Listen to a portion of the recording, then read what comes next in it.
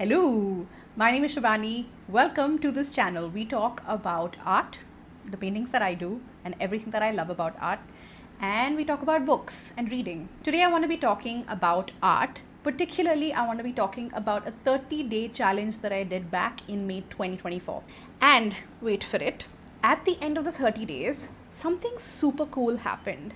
I was looking to develop some art collectibles, and it came out of this sketchbook. I did not intend for it to, but it happened, and I'm super excited to show you that too. So wait for it in the end and watch what happens, what comes out of this sketchbook and the sketches that happen in the sketchbook in the end. Let's go see the sketchbook for right now. So this basically was a challenge that I had given to myself, which is for 30 days, I was going to push myself to paint an abstract sketch in my sketchbook every day. Now, what was the point of this? Well, it was because I feel like I needed some inspiration. I needed to get going. I needed to play a little bit in my sketchbook. It's fairly easy to play in your sketchbook when it's figurative or even loose paintings. But when it comes to abstract, it's a little bit harder to let go in a sketchbook because a lot of what I do in abstract is build on layers and build on themes and ideas. But here in a sketchbook, it's harder to do so. At least for me, I've found it harder to do so. So I pushed myself this time and I said, come on, 30 days, let's just do this. So let me take you through my sketchbook. Welcome to the sketchbook tour. So this is the cover, which is effectively day one of the sketchbook or of the sketchbook challenge. And what you see here is this label that I found. I'd gone to pick up scissors from my local neighborhood stationery guy, and I saw these little labels that he'd put together on the side because he was I think it was like the beginning of the school year was just coming up and people were trying to buy school stuff. So this was just lying around. It was so reminiscent for me of what it looked like, what May looked like for us too, like prepping for school in June. And so I picked up this label. I didn't know what I was going to do with it, but I like what I've done with it eventually. This is a page that I tore from a book that I had finished reading a long time ago. I really like the color of this. It's very impossible to achieve this unless the book is actually grown old, and I wanted to use this as a background, and I just love how these colors are sort of interacting with this. And something about this color combination is a great significance to me of starting something new. I think it's because this is my most comfortable and favorite color combination. All of these colors, these pinks, these kinds of blues and teals, this is kind of my space. So let's look at day two. This was an interesting day because after having the first sketch be something that I absolutely loved, in day two, I just got so lost. I wanted to do something with the purples and the turquoise, but I don't know what happened. I just felt so lost, and I started scrapbooking. I started using stickers. I started almost making it look like an art journal. I love the mark making. I love these little cats and how they're adding some character to it. So yeah, this one was more about the exploration and just play, I think, of this exercise. This was day three, which was an inspiration from my sketchbook from my childhood. My father had kindly taken a lot of the little paintings that I had done when I was 7, 8, 9, 10, and then he's put it into this sketchbook. He's pasted it into a book. I was kind of looking at it and I said, there is something that is completely carefree about this style of drawing that I don't do anymore. So I wanted to work with that. I was also thinking about the idea of imperfection at that point, I think. I work very little with reds and oranges, and I wanted to explore that a little bit. So this day 4 was really about that. I love these little pieces of mark making. I love how this is working too, the texture here. I love the interjection of the washi tape. The best thing about these kinds of challenges is that you are pushed to do something new and explore something new every day, because you're doing it every single day. And because you're putting these up on social media, you effectively have to make it look different. Or you don't have to make it look different, but it's nice when it looks different. Otherwise even becomes boring for just you. So if it's an everyday thing, then you're forced to sort of really think out of the box and think of how you may explore differently. And for me, it was, to begin with, it was a lot to do with color, especially colors that I didn't use. These are the kind of shapes that, again, are very childlike for me, but I haven't used in a really long time, especially with pastels. And so I was trying to explore that on day 5. This is, if you've followed me on Instagram, you know that there's a painting called Koi that I've done, and this is sort of reminiscent of that. I love the idea of blacks and whites. I just don't explore it enough. And this whole thing is one stroke, like that line is one stroke. And I love the texture at the back, right? It's not easy to achieve that kind of texture, and I just love that. This is one of my favorites, and you're going to hear me saying this all the time, so please don't judge me. I love, love, love this painting. I eventually ended up calling it The Beautiful Mind, because the mind, to me, at least my mind, is as chaotic as this, but also as beautiful as this. There's logic in there, there's, colors, there's visual memory, there's pieces that are blanked out. I just love the textures. It's such a great exploration, this challenge, in this kind of stuff, in shapes and textures, and how colors react to each other. So this was, again, a color palette that I don't go to at all, but I love this color of ink.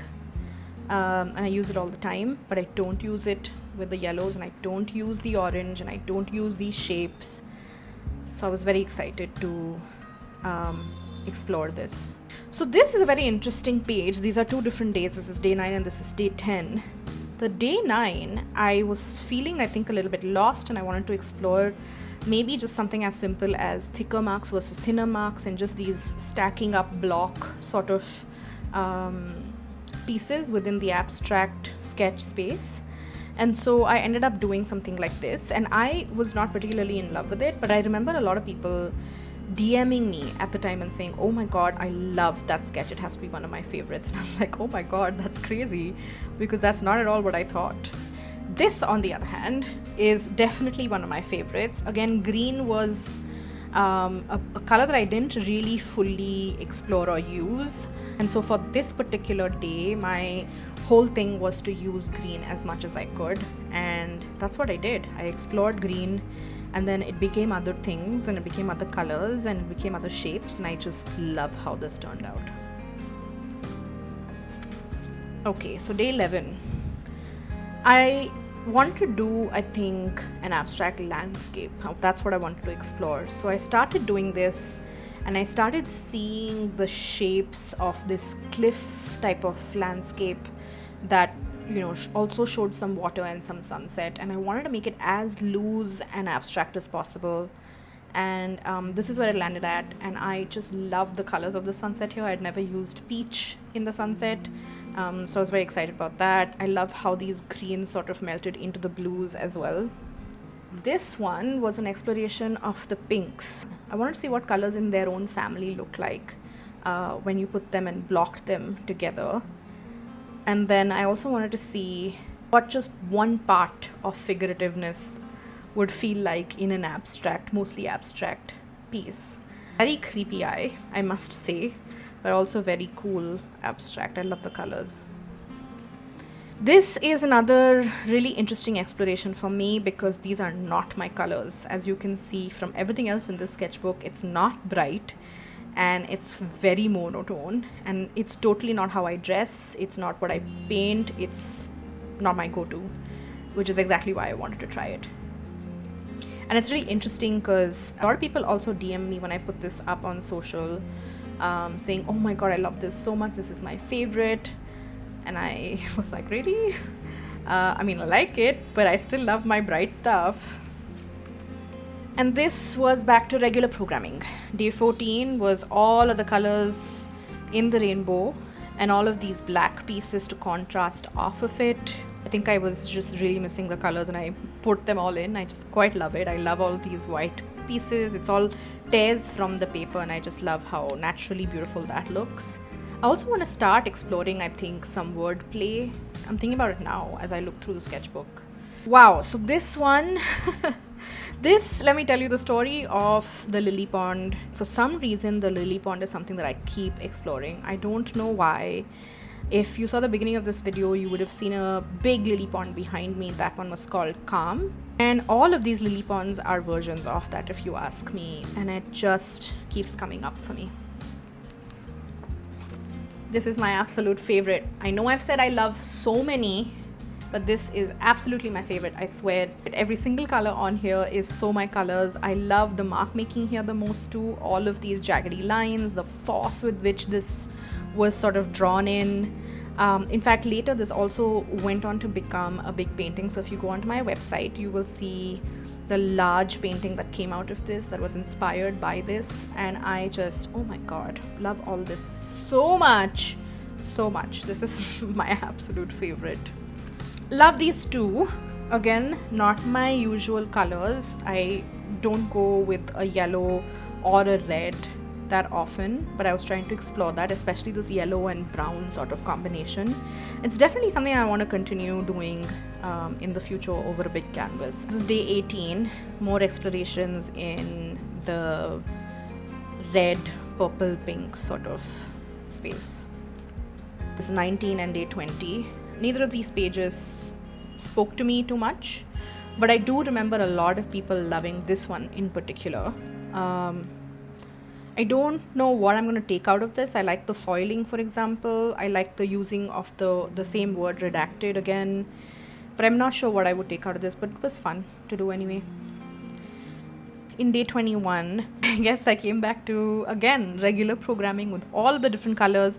Again, I wanted to, I think in day 21, just throw in a bunch of colors and see what happens. I was mixing a lot of these colors too to see what happens and how they look against other colors. So day 21 was just more color exploration than anything else. This is an abstract landscape tree. It's a cherry blossom tree that I had seen in Vancouver last year during their cherry blossom springish season.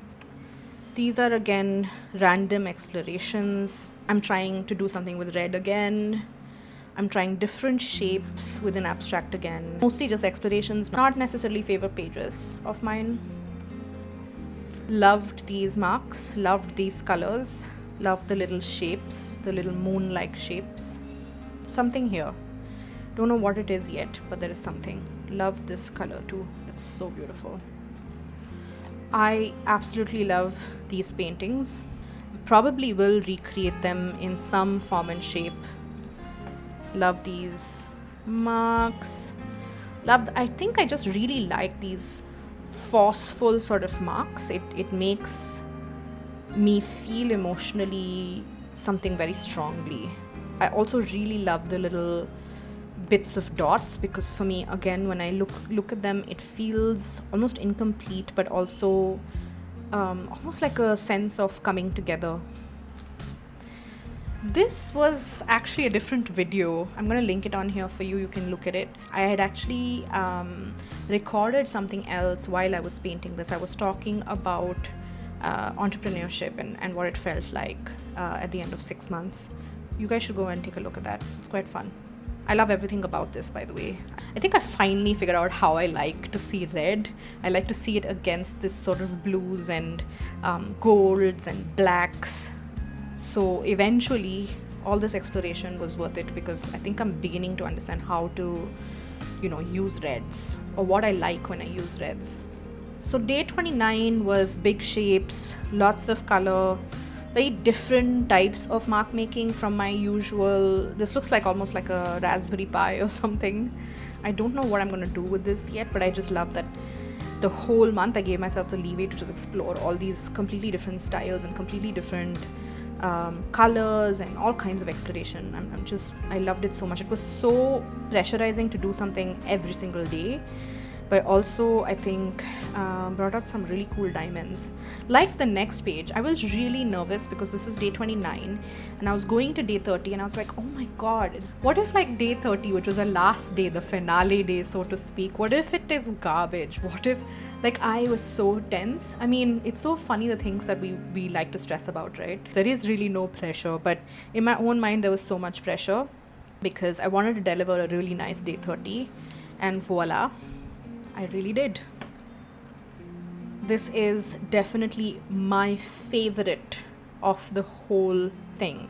I know this, I said the pink one was, and the pink one's probably a close second, and maybe the next time I open the sketchbook and look at it, I'll feel differently, but this is, oh my god, everything about it is so me, but also not. I discovered, I feel like, a different facet of abstract painting with this kind of mark making, and this, it still has the force that I love in my abstracts. It has the color that I love in my paintings, but it also has this like very whimsical mark making that is just so beautiful. Makes me think about like a phoenix that is rising from the ashes, or like, you know, the dawn of a new day, or like chasing beautiful sunsets. I don't know, it's just, everything about it is just so beautiful to me. And the fun thing is, right now I'm working on a commission for a collector who loved this piece so much that they wanted it in their living room, and it's a diptych. So I am so excited to sort of recreate this, but also give it more depth and give it more sort of substance, and deeply explore the theme of this whole chasing hope thing. So yeah, that's one great thing that came out of this. So there's no more here. I'm hoping that I can fill this up this month. So that was the sketchbook tour. Now I want to tell you what came out of this, so hold on. So if you've stuck around for the whole video, and it was a long one, thank you. And I just wanted to say that I'm so pleased with how something as seemingly aimless as a sketchbook challenge, which is more, I wouldn't call it aimless, but it's exploratory, it has turned into actual books and notebooks and things that I have made available in my art shop, versus just on a wall. I mean, on a wall is great too. I love, as you can see, my house is full of paintings, and I love how much art I live around and with. But it's great that I can now also use them in, like, you know, my everyday life. I love these notebooks. You can't help but love them. It's amazing. I just love how well they've translated, and I know it's taken a while to develop it, but the pages are, I wish I could make you feel it. It's buttery smooth. I'm not even joking. It's yeah. I'm so excited to be able to bring this to you and present this to you, and to put it in my art shop so that you can perhaps even buy it. If you have any questions, you can always find me on Instagram, where you can DM me. There are other art collectibles that I've introduced in the art shop. I will bring that to you in another video. This is just about the sketchbook and what came out of the sketchbook. And so all of the rest of the stuff is for another video. For now, thank you so much for watching. Do the sharing, do the liking, do the all of those things that help take this video to other people. And I will see you soon in either a book video or an art video. See you soon. Bye.